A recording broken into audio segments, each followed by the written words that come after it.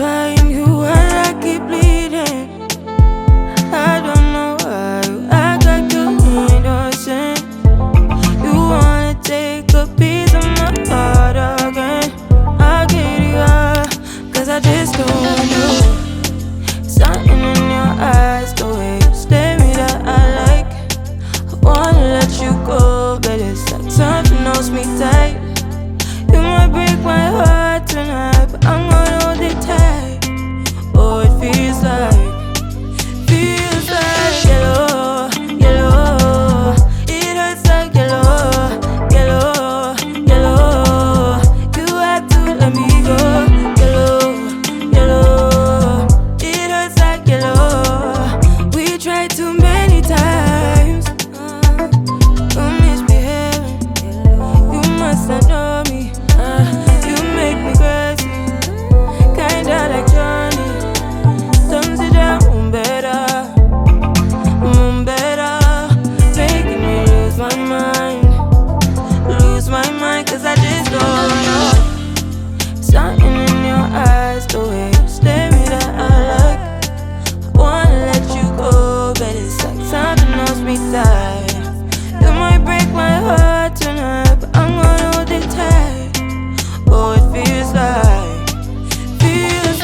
yellow, yellow. It hurts like yellow, yellow, yellow. You have to let me go. Yellow, yellow. It hurts like yellow. We tried too many times. Ooh, you got me feeling cool. Ooh, you got me feeling blue. Something about you so see-through. Something just ain't right by you. Yeah. Can I do you like I? You like I? Can I do you like I?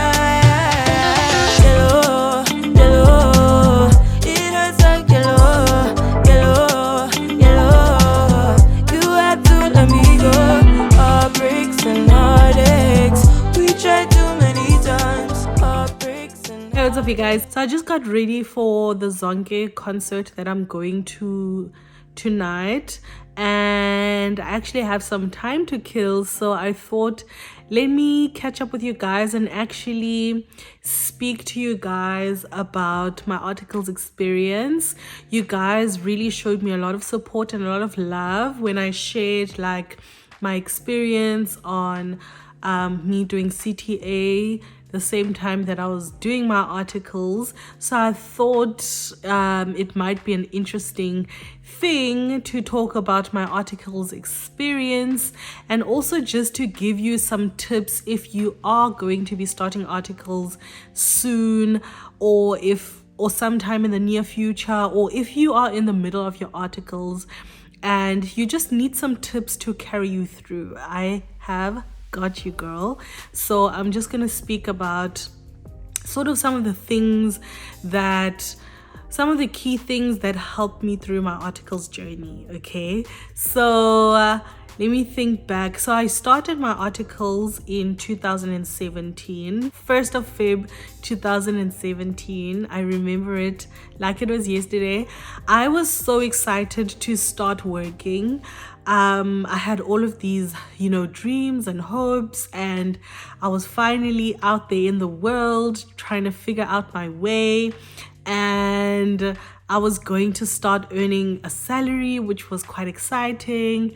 And it was all excitement all around. I had my plans, I had my budgets ready, even though my actual salary was a little bit less than I had thought, because at that point in time, I did have a postgraduate qualification. So I was a little bit disappointed, but it was a livable salary, I think, for someone who was out there in the world for the first time.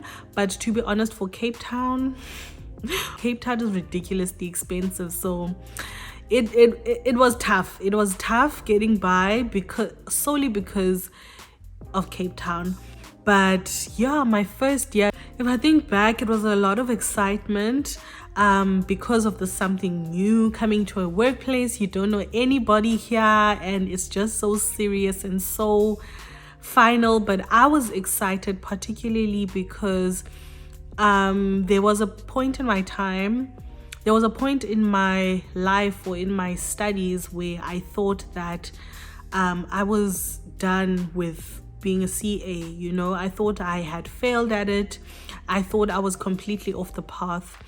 And getting into that articles program was just a testament to myself, or a reassurance, or an affirmation to myself that I am meant to be a chartered accountant. And no matter what happened on my way before that, I was deserving to be there. I'm deserving to be one. And that my dreams were valid from the beginning, even though at some point in between there it felt touch and go. It felt like they were not going to come true. So I was truly excited, and I had this newfound dedication to put my all in it. Okay. And then obviously I had to enroll at UNISA, like I spoke about in the last video, because that was one of the conditions of my employment in essence. Okay. So I know I had a lot of people who asked me how long was my articles, because I went in without CTA. So initially my contract was for 4 years. So that would have meant that I was going to be signed off in 2021. But because I passed my CTA level 1, which is a SAICA accredited qualification, I was able to apply for remission and get that 4 years turned into 3 years. So I was able to then sign off in 2020 because I got that remission, because I had passed my CTA level 1 in my first year. So yeah, that is what happened. That is how I was able to go down from the original 4 years down to now 3 years and 3,600 hours instead of 4,800 core hours that I needed to get. When it comes to the actual work itself, if I can be honest with you guys, and I always want to be honest with you guys, for like the first 6 months of my training, I feel like I was completely just lost. I just felt like I was lost the whole entire time. And I had a newfound fear of people. So how did I find out that I have a newfound fear of people? According to my own knowledge, like I'm quite a social person. I love people. When I was in high school, varsity, I used to walk up to people quite easily and just, chat, and I was an extrovert in essence.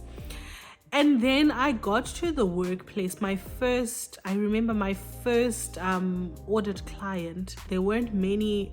Actually, I was the only first year on the project. A lot of my peers were like second year and above.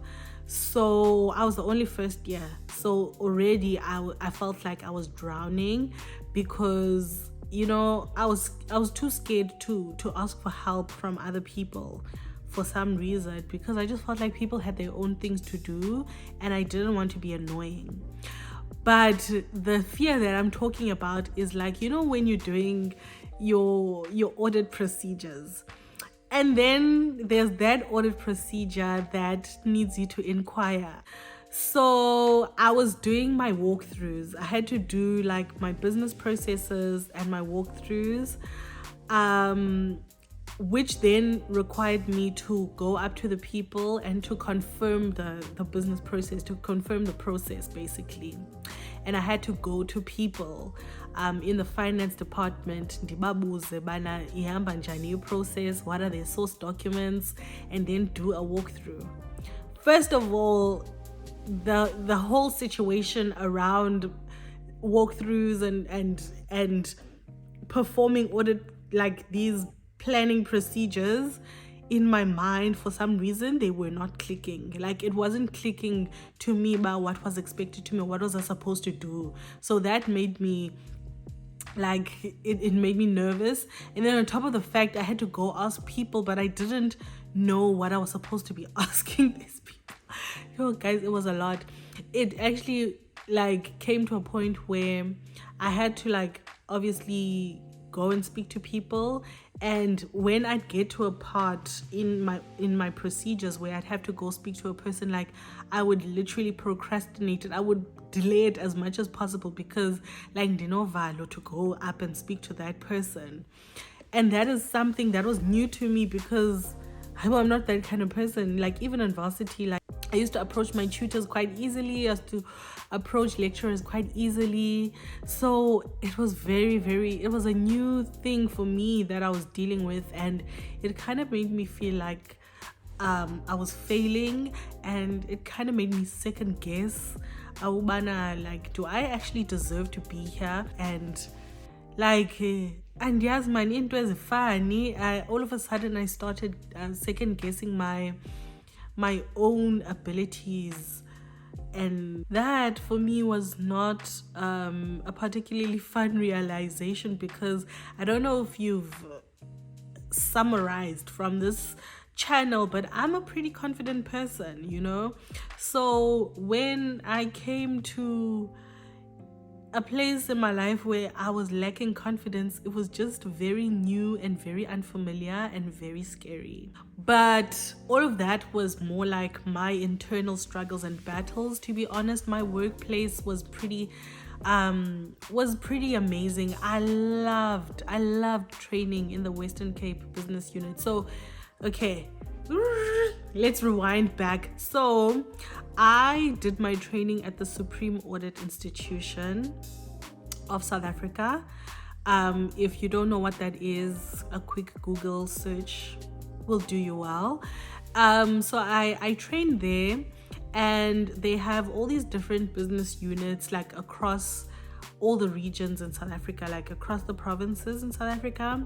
So initially I was enrolled.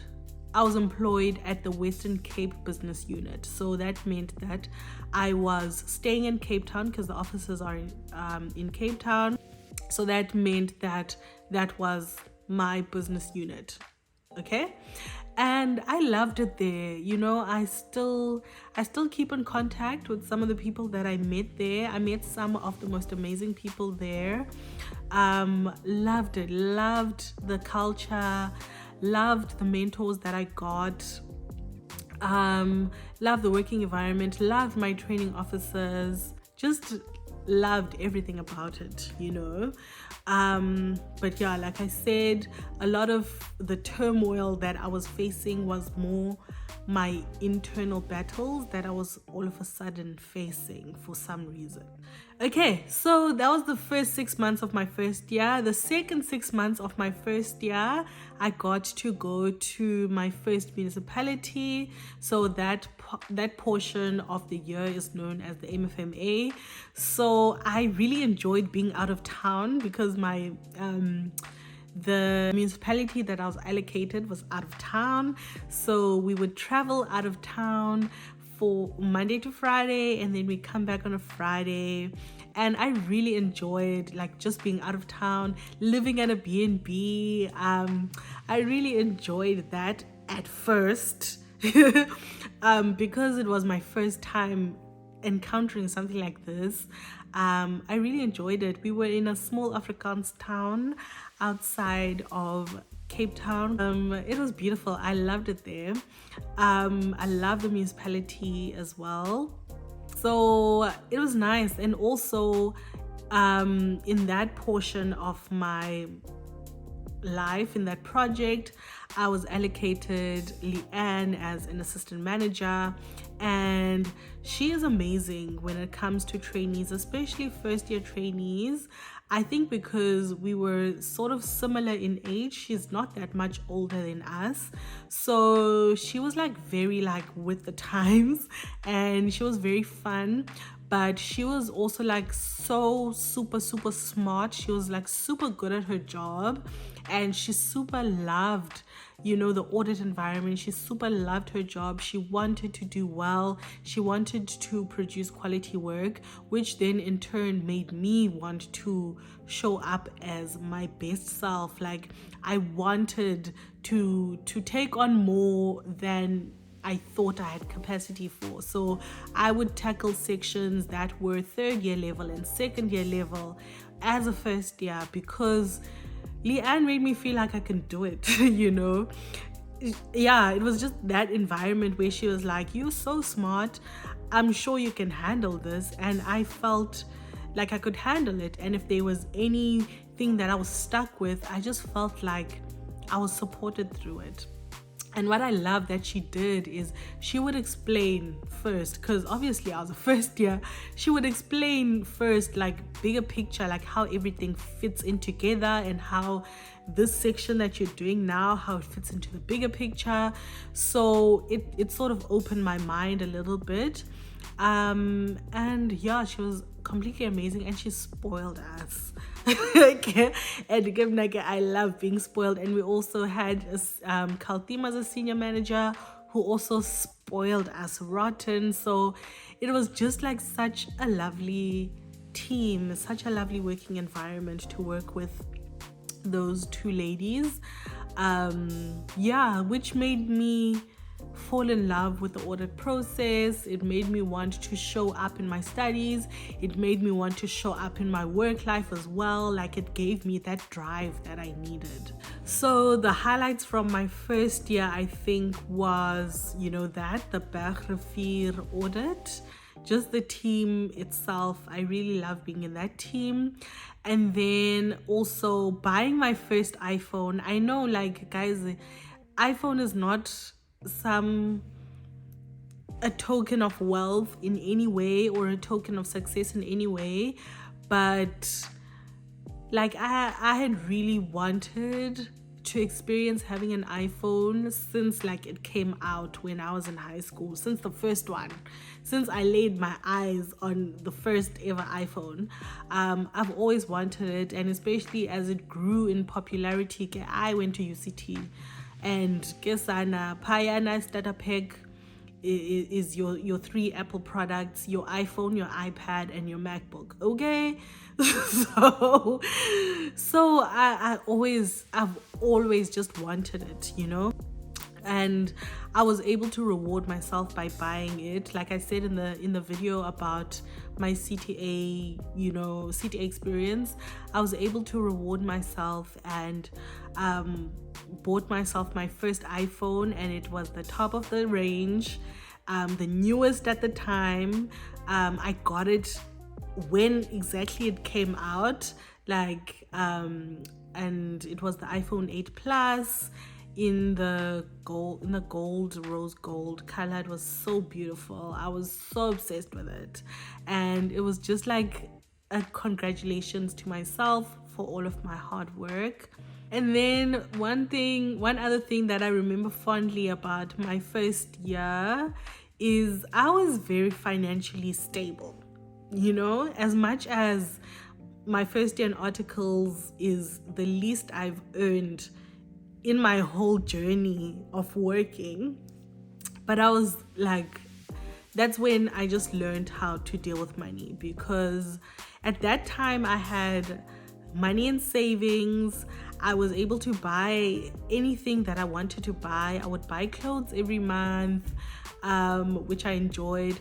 And I also had some money left over to send to my mom, an allowance, and also my little brother an allowance. So at the time, my little brother was, still in high school, so I would send him an allowance, and I'd send my mom also an allowance. Not that she needed it at the time, but that's just something that I had wanted to do. I was just financially stable. Like, I had a budget, like I said, and I stuck to the budget. And I think that's the best thing that I had done at the time, is to learn how to live below my means.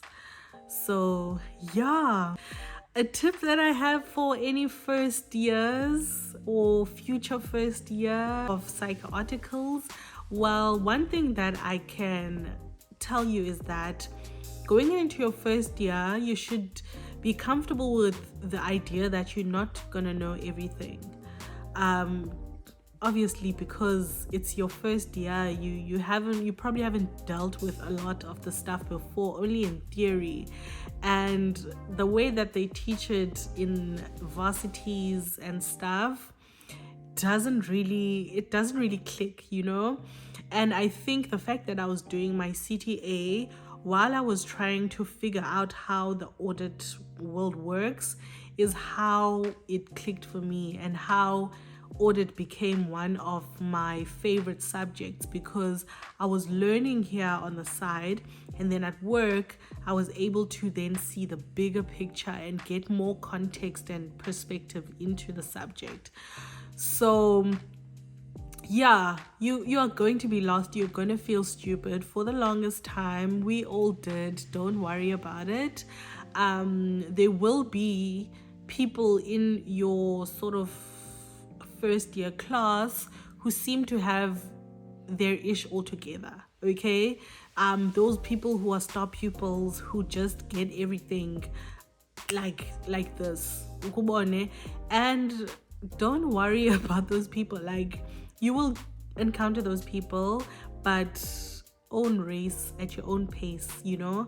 Make sure you're asking as many questions as possible, because at first year level, you know, it's expected for you to ask questions, and people won't like fault you or mark you down. Hey, mark you down when it comes to competencies for asking questions, for seeking for guidance. So ask a lot of questions, be involved, but also yourself, you need to do a lot of background work. There isn't enough time in the day for someone to sort of sit with you and teach you umsebenzi wakho, you know. Like I said, I was fortunate enough to have someone who was brilliant at explaining everything, but also I was studying it in CTA at the same time, so I was able to get the theory and practice the theory at the same time. But I can understand for someone who maybe my camera died, so I had to go and charge it for a little while, hence the change of scenery. But anyway, I was saying in the last clip that you will find people who are first years who are just completely brilliant and grasp everything, and you shouldn't let those people put pressure on you. You are running your own race at your own pace, and it's perfectly normal to not know anything going into your first year of articles. So my second year, I started to at least see the light. I had Leanne again as my supervisor for my whole second year of training. So I was able to get a lot of my third year competencies in my second year. Literally, my second year was all about trying to gobble up as many competencies as I can, because one thing about second year, you're 1 year in, but you're also 1 year out, you know? You've got 1 year behind you and 1 year ahead of you. So, like, it's literally crunch time. In my second year, I was busy with CTA 2, and I had, you know, CTA at UNISA, like I said in the previous video where I was talking about UNISA. So I had basically a formula of how I was going to attack it and how I was going to pass it, and my formula worked well because I was chosen as the top 30 students across the firm, across the country, to go to Pretoria and live in a hotel for an entire month and just be a full-time student for that entire month. And you know, that's actually one of the highlights of my second year. Living in Pretoria, I loved it loads. Living in a hotel, a prestigious hotel, in a beautiful hotel. Guys, you don't even understand. Living in that hotel was such a fun memory. My mom and my family came to visit me at the hotel, and I hadn't seen them in like such a long time. So that was like such a nice vibe. Just that portion of living, just that month away from Cape Town, living my best life in Pretoria is just one of my fondest memories, period. I met some pretty incredible people there. So yeah, it was such a nice trip. Another highlight from my second year is the fact that I bought my first car, and I bought the car that I actually wanted, you know. Since I was riding in jammies, guys, in varsity, I used to love this car, you know. I used to just see people driving that car, specifically in red, and I would just be like, that's my car, that's my car. I'll be sitting in a jammy and being like, that is literally my car. And when I was able to purchase it and it came into life, it was just a surreal moment for me. I think it's one of my highlights, just period. My life highlights, just period, because it was something that I yearned for and I prayed for. And you know, God moved mountains for me to be able to, at that point in time, have enough money for me to be able to afford the car. So yeah, I'm so grateful every day that I drive it. I'm literally so grateful. And another thing I wanted to say about the car is that in my mind, like, I wanted to buy a car that I would, you know, still love and still enjoy driving if I was 30. And I literally do. I literally love my car. I love driving it. Even though I'm 30 years old now. It was one of the best things that I did, and I did it because I was rewarding myself for passing CTA 2. So that's what I had promised myself, and when I passed CTA 2, I had to keep true to my promise and bought myself a car. So that was a big highlight in my second year. And a tip that I have for anyone going into second year, or just for second year in general, is to have a plan when you're going into your first year. Have a literal plan, spreadsheet, book, whatever, where you're going to write all the competencies that you're going to need from the beginning of your second year until you're signed off. And then what you're going to do is you're going to try fit in as many competencies into the projects that you are planned on for your second year. So that's exactly what I did. I had a plan. I had like all my competencies written out, and every time that I would complete a competency, I'd make sure that I tick it off, and then make sure that you rate yourself on absolutely everything. And this tip is for just across the board, especially in the first 2 years of your articles. Make sure that you're rating yourself on absolutely everything. Make sure you pay attention when you are having those sessions with the assessors where everyone just shares what you're supposed to write and what how you're supposed to be rating yourself. Pay so much attention to those, because you don't want to have a competency done but then you're unable to articulate it properly in your skills review, and then it looks like on paper, it looks like you actually didn't do the competency, you didn't complete the competency. So make sure that you pay close attention when you're having those sessions where you are discussing with the assessors and training officers, how do you rate a certain competency, what you're supposed to write, how to obtain a certain competency, so that you can have your plan and then you can execute your plan well into your second year.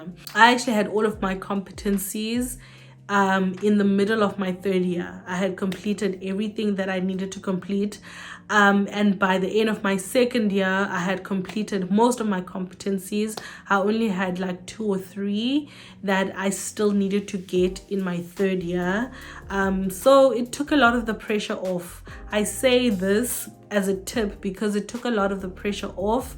You don't want to be that third year who goes into their third year with a whole laundry list of competencies that you still need to finish, and it actually jeopardizes your chances of being signed off on time, you know. So you must go into your second year having a plan on how you're going to tackle the chunk, a big chunk of the competencies just to relieve the pressure going into your third year.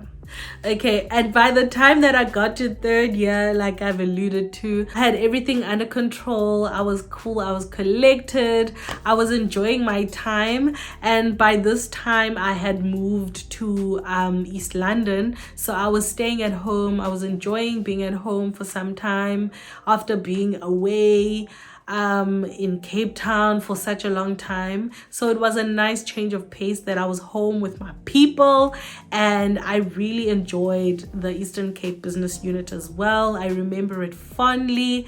And you know, I was calm, I was cool, I was collected. I was taking on more responsibilities, even more responsibilities that were expected of a third year, because that's what I was used to, you know, and that's what I loved. I loved to just challenge myself. I loved to take on a role that is, you know, a few steps ahead of where I was at the time, and it taught me a lot of things. It gave me a lot of skills. One thing that I can say about third year as a tip, is that third year is very, very short. So one thing that you need to ensure that you're doing in your third year is you're doing some sort of career journal or some sort of plan as to your next steps, you know. So for me, it was a little bit different because I had wanted to stay in audit for a little while just to see how it is on the other side. On the other side, meaning after articles. When I got signed off, it was literally the first month of COVID. So it was a difficult time to foresee the future or even plan for a future outside of what I had. So all I was thinking about is securing the bag that I had and just hoping that I would have a job throughout COVID, you know. I didn't do a lot of, you know, career planning even before COVID hit. I just think I was enjoying my third year too much, and I was sort of in a comfortable position. I knew I would have to take a pay cut because where I was working, we were getting paid like pretty high compared to the market. So I did have a few offers in my third year from just other firms outside. I had some offers from 2 big 4 firms, but unfortunately they expected me to take such a huge pay cut, right? And I was not ready to take a pay cut. And I was comfortable where I was, you know. I felt like I needed to stay there for a little while. It was scary to jump ship at that time because you just never knew what was going to happen. So I was happy to just stay and see where this pandemic situation was going to take us, okay? But now, if I was a third year today, I would do a career journal. I would write down what I want my next steps to be, and I wouldn't be too afraid to take a pay cut. You know, it's not like I had anyone other than myself to support. So yeah, so that's a tip that I would have for anyone who is currently in third year, is to reflect on what you actually want your next steps to be, and to not stay somewhere just because you're comfortable, because you're scared, you know. Make use of all the opportunities that are out there for you. Don't be too scared to, you know, make a leap, especially if you're still young and it's just you that you are looking after. Like, just take a leap. You know, if you want to move your whole life to Paris, like Adeline Warren, move your whole life to Paris. Just don't be afraid to do things just because you're scared to do them, okay? But a very important part is having a career journal. I'm actually going to do a career journaling session pretty soon because I'm a year into my job currently, so it's time to start thinking about what comes next after this. So maybe I'll do a video when I'm doing that. if you're interested in seeing it. But in the meantime, if you're currently in third year and you really need to do a career journal, or you need to just know what it's all about or what to write, I will link in the description box a video that Imkita did some time ago, where she was basically speaking about her career journaling and everything. So I think that would be super helpful for someone who wants to do a career journal or wants to start career journaling but is not sure where to start. I'll just leave that video in the description box.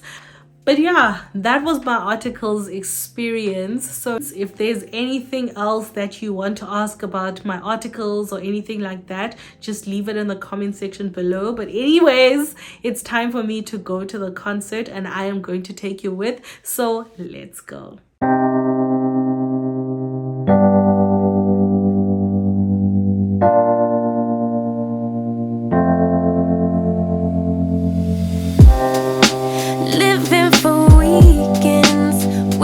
I could take a break from this world, running on a hamster wheel, but searching for something I can't feel. I just wanna be a lost girl and fly. Take a breath, feel my wings spread, levitate above the ground and make eye contact with clouds. Now I'm rising, I'm soaring above it all. I just wanna be free. Finally, finally, finally. Every day.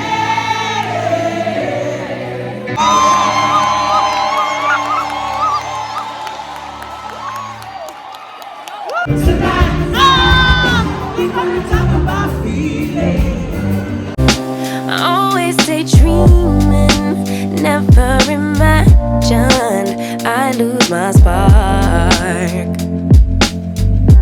Living in this crazy time, putting back the pieces of my mind.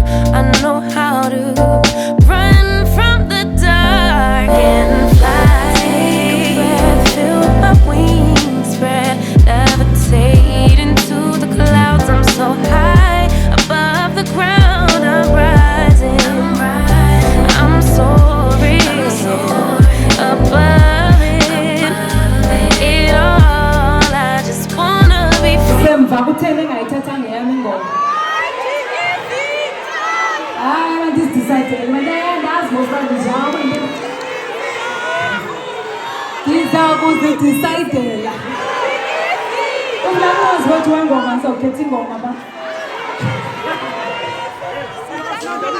Decided.